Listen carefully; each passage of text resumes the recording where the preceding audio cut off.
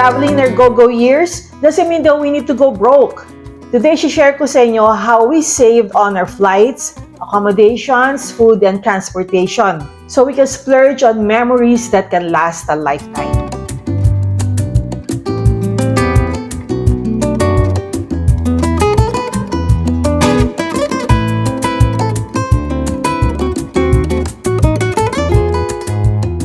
Before, when we travel, nakalist down lahat ng expenses. From food, from breakfast, lunch, or dinner, at basta kahit anong gastos namin. As in every single expense. Maybe because at the time, we still had financial obligations. Kasi andiyan pa yung anak namin. And we were very conscious about every peso and dollars that we spend. But now we're a little older and a bit comfortable. We've loosened up a little bit. But not to the point now we spend carelessly, but enough to say na pinaghirapan natin yan. Let's enjoy it. Pero ngayon, we don't keep that logbook anymore. Pero we're still mindful kung saan kami pwede mag-save, magsisave kami para we can splurge on the things that truly matters. Kaya today, in our go-go years, we're gonna share with you how we planned our Spain and Portugal trip. Kung saan kami nakatipid, kung saan kami gumastos, at kung paano namin na-enjoy ang aming trip.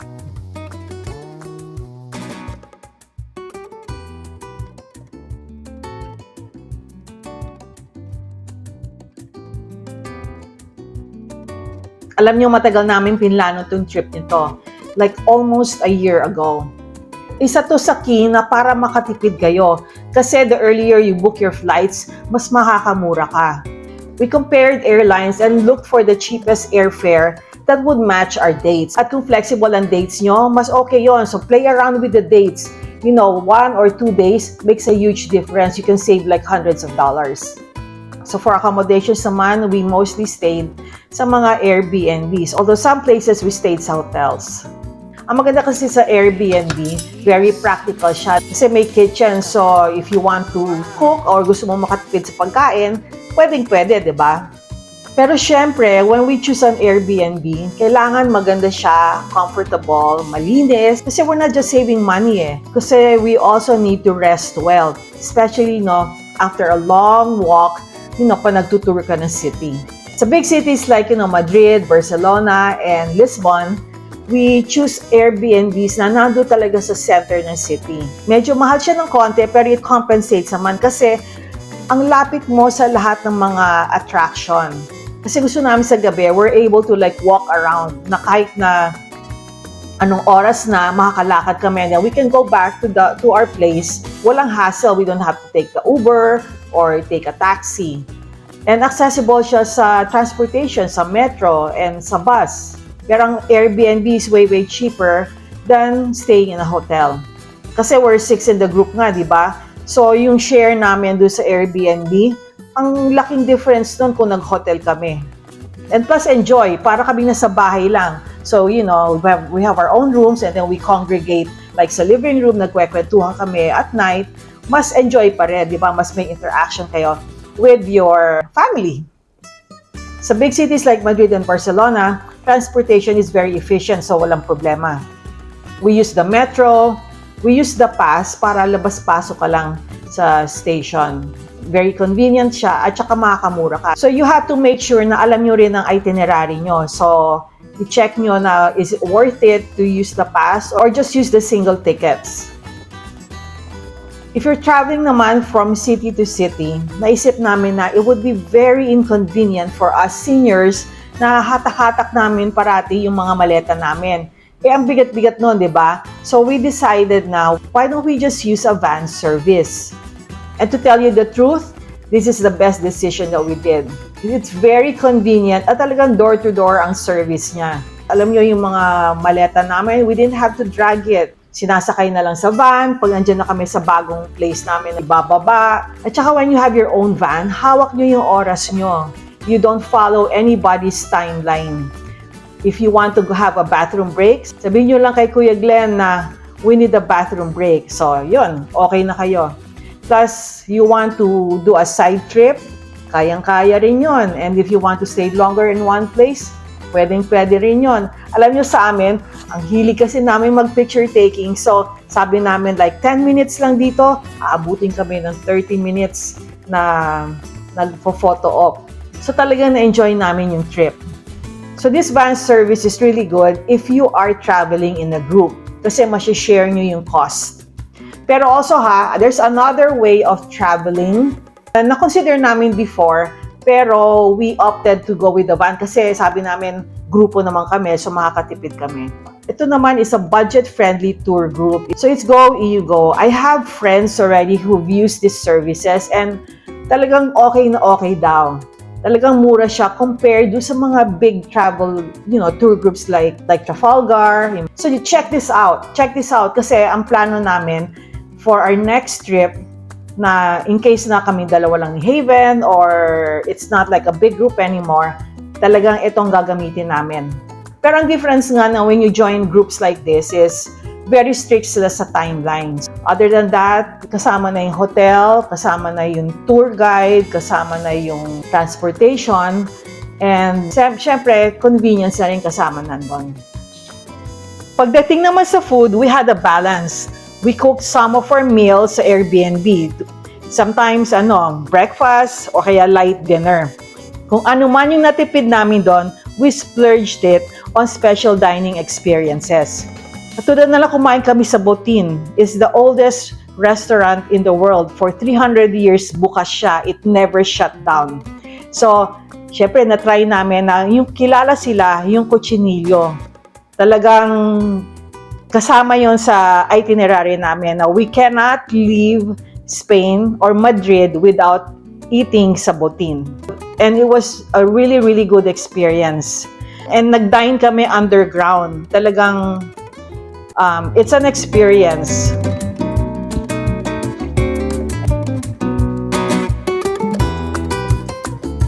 And also, we had the best paella in Valencia, Spain. Siyempre, hindi ka pwedeng umalis ng Spain na hindi mo tinatry yung original paella. And yung na-try namin was like really, really good.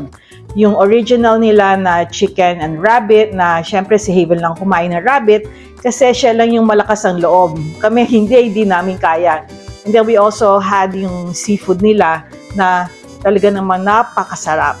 Para sa amin, at sa amin lang to gusto namin yung nagtitipid kami sa mga daily small expenses para makapag-splurge kami sa mga memorable experiences, lalo na sa mga food. And speaking of savings, here are additional travel tips, especially for seniors. Use credit cards with no foreign transaction fees. Sayang din yung mga charges, so check your card before you go. Also, make sure you use the local currency rate kasi mas maganda usually ang conversion rate. We also don't bring a lot of cash. We pay for everything with our credit card. Kahit tubig, we pay with card. And next naman is join free walking tours. Hindi siya totally free pero tip-based. Normal amount is maybe around 10 to 15 euros. Bahala ka actually kung how much you want to give based on your satisfaction. But for us, this is a must. Kasi when you're in a new city, especially if it has a lot of history, it's a great way to get an overview of the city. So another tip is travel during low season. Kasi mas mura, mas magandang weather, at hindi masyadong crowded. Alam niyo, we went mid to end of September, pero marami pa ring tao.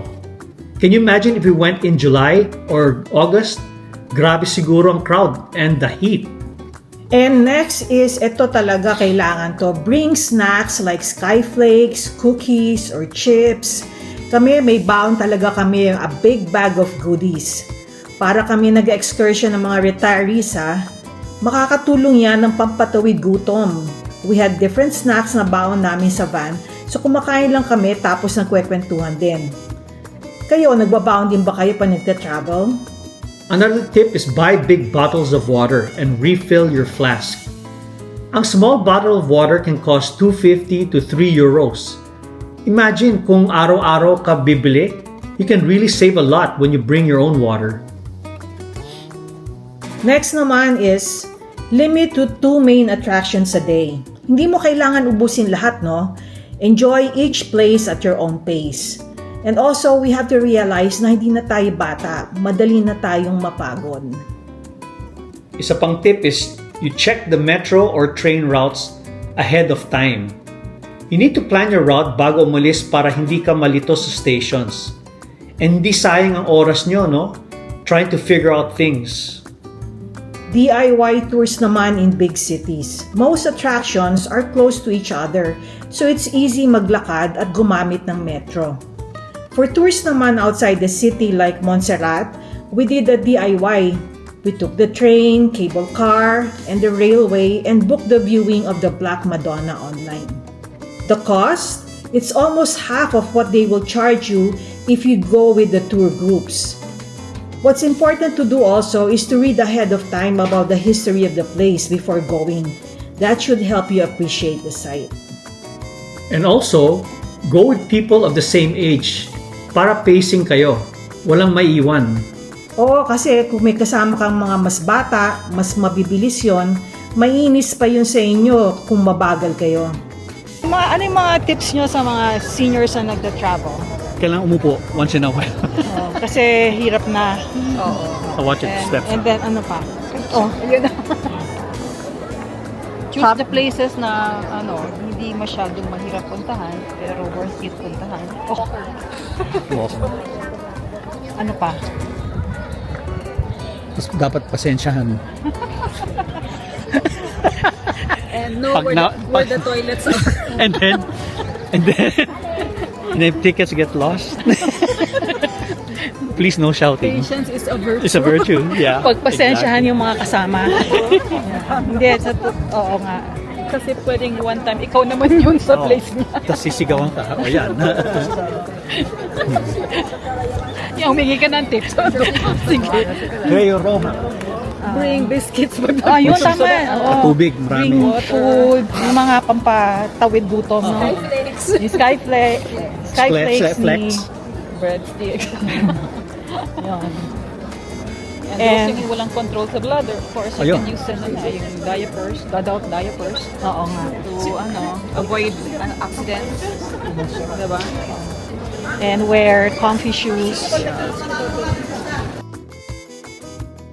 Tapos gusto rin namin i-feature si Glenn, our kababayan driver. He made our trip so much easier. Hindi lang siya driver, para na rin siya tour guide. Yep, he's very reliable, marunong sa routes, at alam kung saan maganda mag-stop. He always has our best interest in mind. At kung group kayo or seniors, having someone like Glenn gives the comfort and safety you need while exploring. He will give suggestions on where to go and where to eat local foods. Talagang super helpful at napaka-accommodating niya. He would check on us if anybody needs to go to the restroom. May peace of mind ka kasi kababayan natin. And traveling by van is perfect for senior travelers. We gave him a list of where we want to go and he would drop us off, and then when we're done, we would just text him and he would just pick us up. We'll put his contact information below in case you're interested. At the end of the day, traveling is all about balance. Hindi kailangan tipirin, pero hindi rin naman kailangan magwaldas ka ng pera. You know, they say, spend on memories, but don't deprive yourself of experiences that make life richer. Sinasabi nga namin is pinaghirapan natin yan. So let's enjoy it, right? So if you're planning your next trip sa Spain, Portugal, or anywhere in the world, sana itong mga tips na to ay nakatulong to help you travel smarter and enjoy every moment. At kung meron kayong mga additional tips na gusto nyo i-share, please share it on the comment section below. Yeah. So thank you for watching and we'll see you next time. Bye!